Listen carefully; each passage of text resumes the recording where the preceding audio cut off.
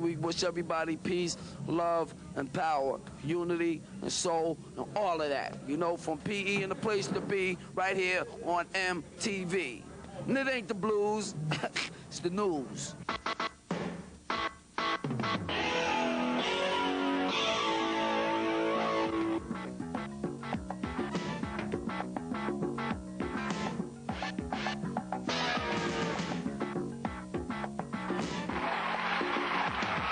This week, Bruce Springsteen and John Bon Jovi return to Asbury Park. Public Enemy and Anthrax bring the noise out on tour. Skid Row takes on heroin addiction. Abortion activists face off in New York City. And barflies go wild for Velcro jumping.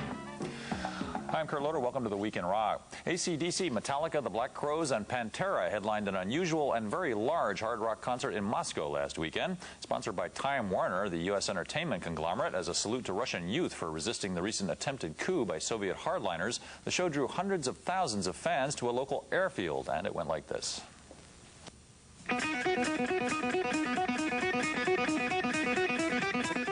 We've been stuck here at the airport for the last 2 hours waiting for our visas. So we'll see what happens. But so far, the airport's really nice. I didn't expect to see bikers like Hell's Angels guys, dude. Oh. Where's the crowd, guys? Glad to be here. Oh, mate, I tell you what it is. It's something special, isn't it? I thought sounded like, but well, thank you very much. What a good bunch of guys. Welcome. Listen, just for you. Thanks very much, mate. Hey, we'll have a coffee after.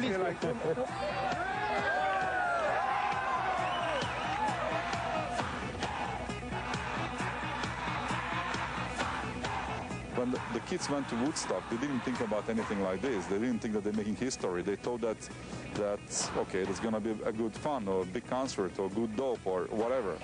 But here, they all feel that this is something which is totally changing their life, something they never saw before. So now we finally do get to rock the block.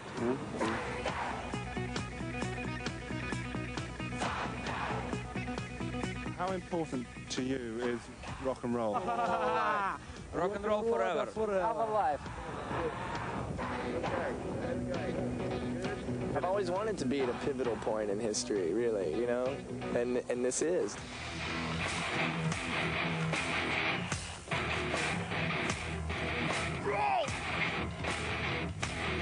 But they say it was, you know, it's a little depressing here and stuff like that, but, you know, it's just very different, and there's a lot of beauty. Red Square, the change of the guard and all that, it's just incredible. It's incredible. I love it. We are EST and you are MTV. Freundschaft, friendship, дружба.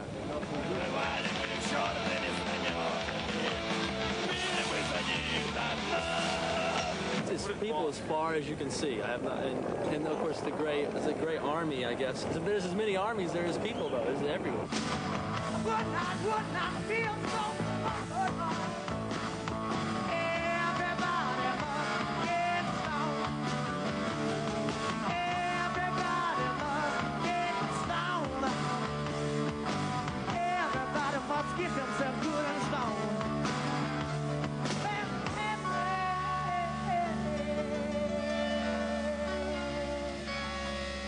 Everybody must get themselves sometimes.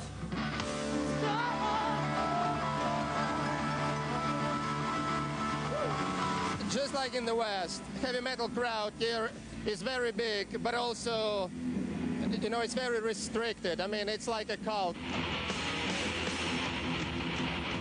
When we went out there, the crowd was so into it, and they were so up for seeing us. It was great. It was like, you know, playing a regular, you know, Western country.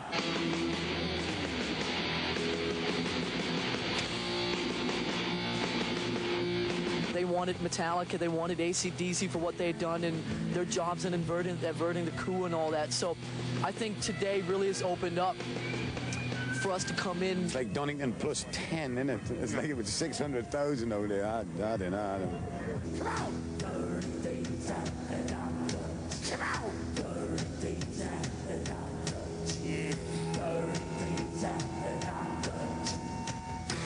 Concrete shoes, cyanide, TNT,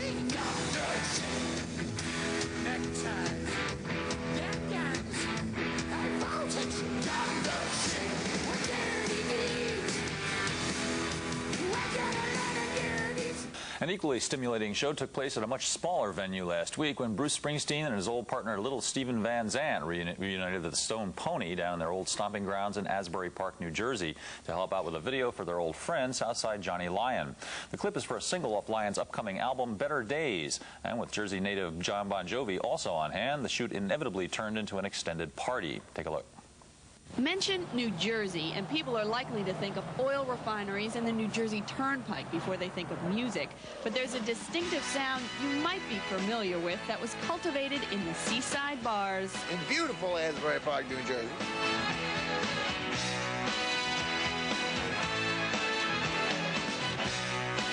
Last week, Bruce Springsteen and Little Steven joined Southside Johnny at Asbury Park's Stone Pony to film a video for Southside's latest single, It's Been a Long Time.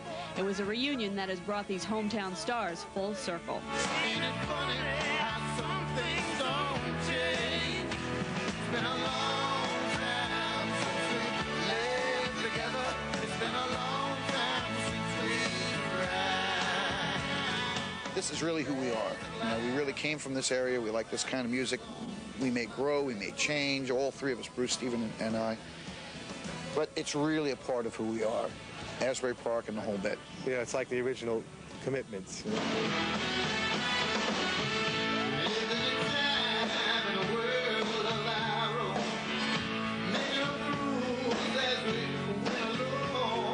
This is our stage. I mean, this is where we learned how to play live and learned that we could make certain music and make people react to it.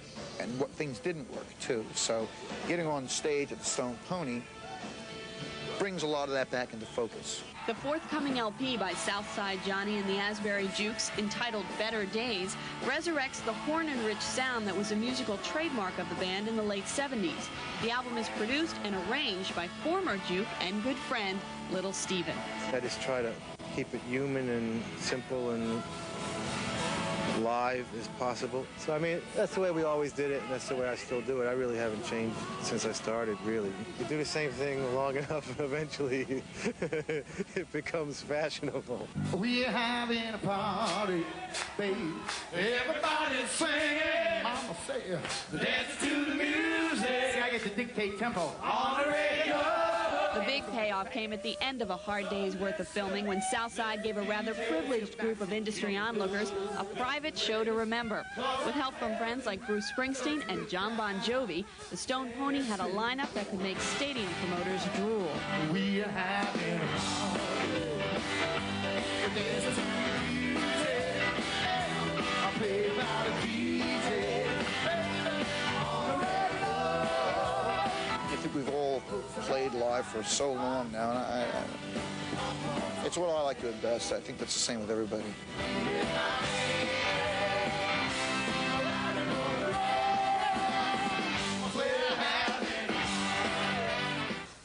Southside Johnny's album, Better Days, featuring input from Springsteen, Little Steven, and John Bon Jovi, will be released at the end of the month. As for the Stone Pony, that celebrated Jersey Shore club isn't open this weekend, having been closed down on Tuesday by a bankruptcy court trustee. The club has been in financial trouble for the past 2 years, but its owner says he hopes to have it open again sometime this coming week. We're going to get out of the way for some commercials right now, but we'll be back with Public Enemy and Anthrax out on tour once again. Skid Row shooting a clip with some young junkies, and a look at the new barroom sport of Velcro jumping. First, though, a look at the week's new releases. Don't go away. Cream, get on top, cream, you will come. Dancing down on Sunset Strip. No, no, no, no.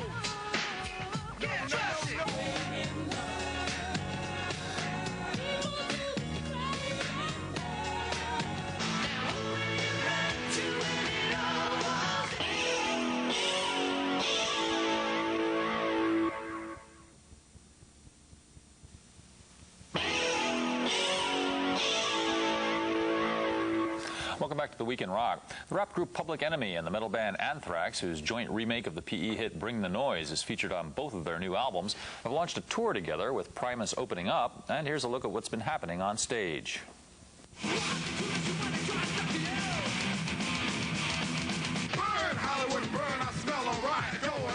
The idea idea for the tour was born at the filming for the video of the Anthrax Public Enemy collaboration on PE's Bring the Noise.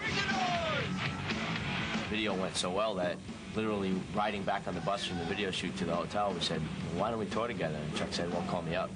And it was that simple.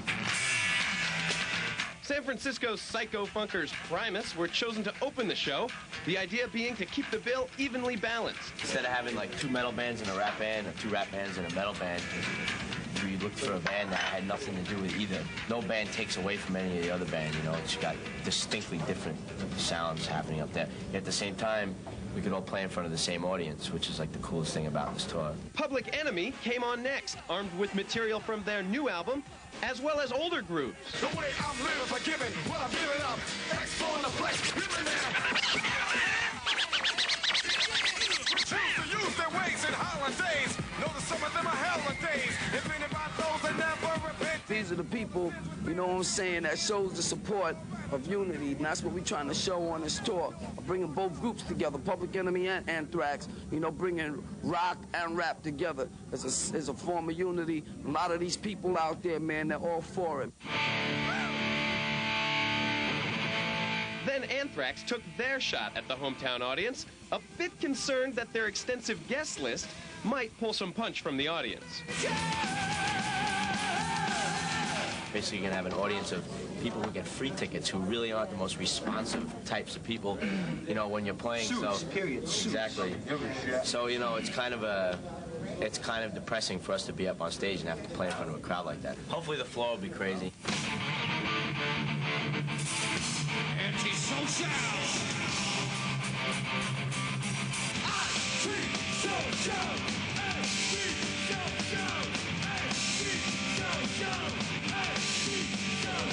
There was like 14,000 people at the Garden. We did that show, and we really weren't too happy about it. We come back to the Ritz, we do 3,000 people, and you go kicked ass on that Garden show. But the peak of the night was still yet to come. As Anthrax concluded their set, it was time for the song that brought this tour together in the first place. When we do Bring the Noise as the last set, it's gone. It's something nobody ever seen before. It's gone.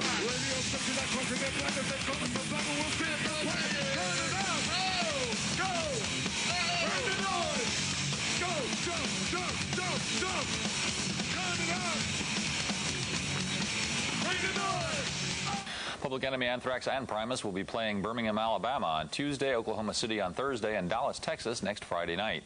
Out in Los Angeles, meanwhile, New Jersey's own Skid Row joined video director Wayne Isham under a local bridge recently to capture the lives of some young drug addicts for a clip for the Skid Row song Wasted Time, which is all about heroin abuse. Here's what happened. Wasted Time is the name of the song, and it is a anti-heroin abuse video. The subject of the song isn't pretty, so we're not out here to make like a pretty video. It's a dark subject. Why can't I let myself tell lies and watch you die every day? We're not preachers or anything like that. We're just musicians, so we get up there and play the song, and we just want to shoot like really honest and real footage of homeless kids underneath this one bridge, like 16 years old or something like that, and they're drug addicts and whatnot. I think Wayne had heard about this group of kids and really wanted to, you know, drive home that point that it's real, and it you know, that stuff really does happen. I think back to the times when dreams were what mattered. Times don't get youth naivety. They tried to make us our actors, and I go, you can't act a part of what this guy's talking about. Everybody on the streets has had some kind of experience with a drug situation. Not necessarily with themselves, but they have had close friends, some kind of connection. To see that, see pictures of that, and seeing someone's life deteriorate in front of your eyes is a pretty heavy thing. And so we want to try and capture that and maybe get something across to people who are watching the video.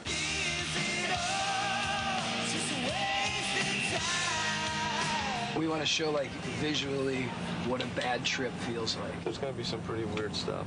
Yeah, it's going to be like a, you know, a metaphoric type thing with, you know, white horse is a term for junk.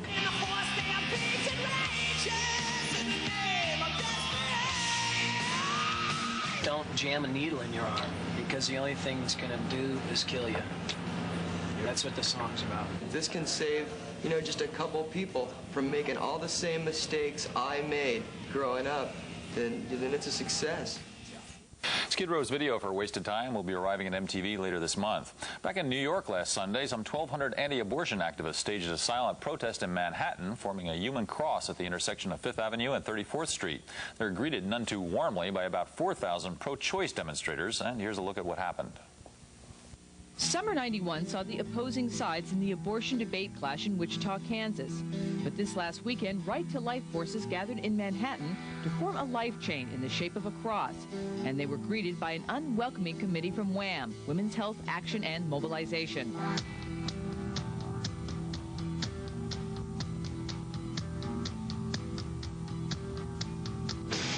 New York is considered a stronghold of liberalism, and many wondered why an anti-abortion group had planned a protest here. First, to make known the true facts of human development, which we've never been able to get on TV by anyone before, which is on the poster here in front of you.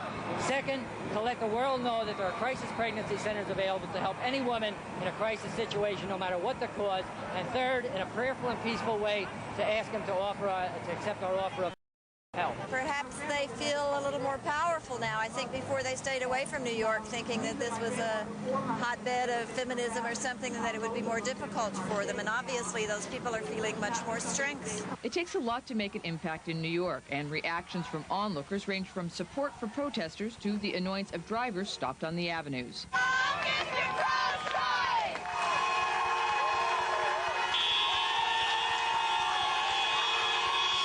The Right to Life presence was quiet and relatively sparse, but people on both sides of the issue were outspoken in their opinions. These people out here that are anti-abortion, they're not feeding children that are hungry.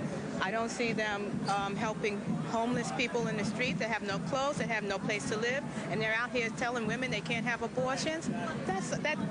To me, this whole thing is ludicrous. I really believe life is a miracle. Man hasn't even been able to find the origin of life itself and an explanation for it, and yet we find we have the right to take it away. Women have a perfect right to sexual freedom, total reproductive freedom. It's something that men have always had, men have never had to ask for. Some people say, well, it's cruel to have a child born who is not wanted. Yes, that's cruel, but I think it's more cruel to tear somebody apart piece by piece. With this action in New York and life chains planned around the country this coming weekend, the abortion debate continues to heat up. But do protests really produce results for causes? We keep thinking maybe if people come out it will work again, but I'm not sure that America is at the point of receptivity that it was 25 years ago. I don't wanna be On that note, we'll take another quick break, but we'll be right back with star rock photographer Annie Leibovitz and the curious new barroom sport of Velcro jumping. Do stay tuned.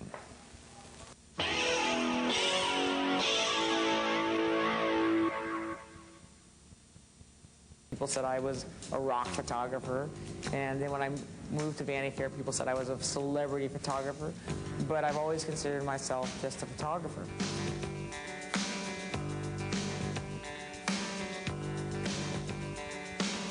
What I always thought was the strength of the work was really the body of the work, to see it together, to see it cumulative, you know, that's why it's so great to be able to do the book and the show now, is you get to see, you know, a whole period of time. You get to see them together, and I think there's a lot of strength in that. The longest time I ever went, you know, out on the road with anybody was the Rolling Stones tour in 1975, where, you know, I was asked to be the tour photographer. So, and that was enough.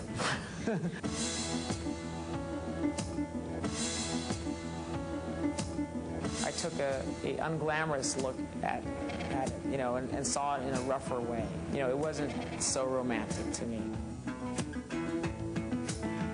Mickey put his hand through a plate glass window in a restaurant out there, thinking it was a door. That's what he told me.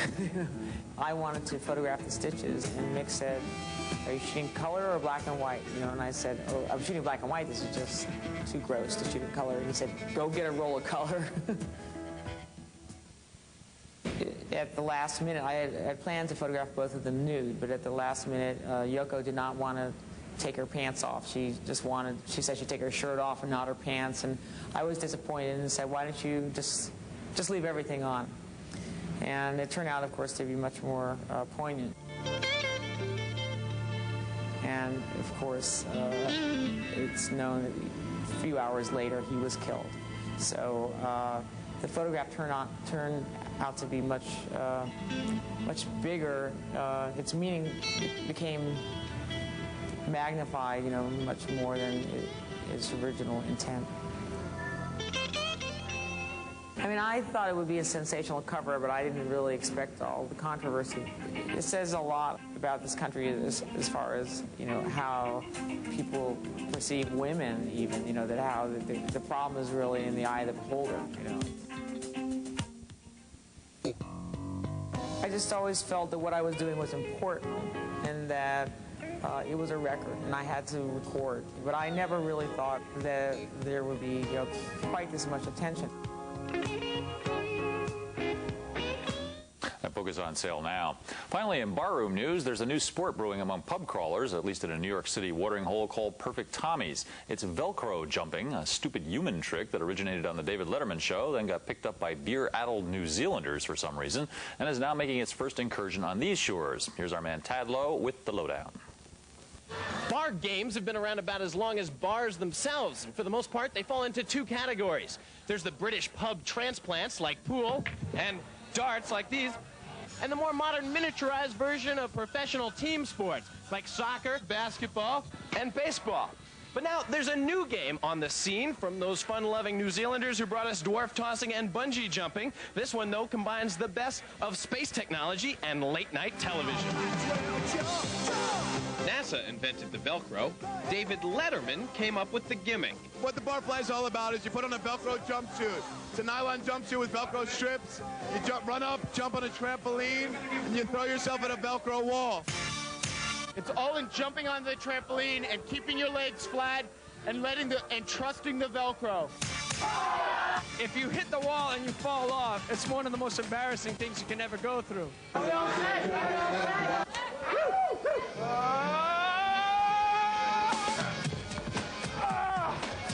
my God!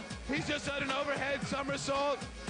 He's hanging upside down, as you can see. They're taking measurements from feet to floor, and it looks like a pretty good jump for this evening's competition. Is that a good one? That's a good one. How much blood is in your head right now? Not too much, because I just jumped in it. Give me about 3 or 4 more seconds. Sort of draining down now. Yeah. We like to keep a reasonable control on how much he drinks so that anybody that turns upside down does not blow his cookies. But yeah, it does help to get a little bit lubricated, and it does make it a lot more fun. If you ask me, there's really nothing better after downing a few beers than jumping on a tramp, doing front flips, and whacking up against a Velcro wall. We thought we'd try to give you an idea of what was going on internally. Tonight I had about, let's say, 6 drinks. We had lobster and steamers for dinner.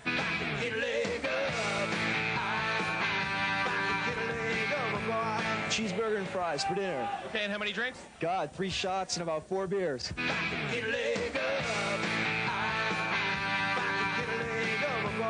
A slice of pizza and for drinks? 3 beers. Stick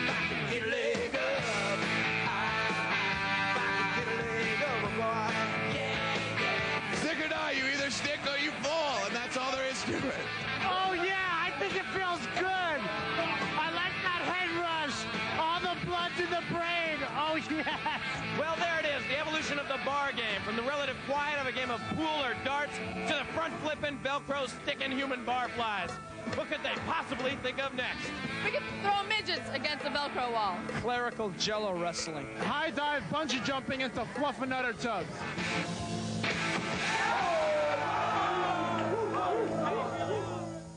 Velcro jumping. That's about it for this edition of The Week in Rock. We'll be back Monday night at 8 p.m. 7 Central with The Day in Rock, featuring Public Enemy, The Brady Bunch, and a visit to the Concrete Convention. Those still distressed by the theft of Michael Jackson's beaded white glove from the Motown Museum on Tuesday can rest easy this weekend. Detroit police recovered the thing on Thursday night. We'll see you on Monday.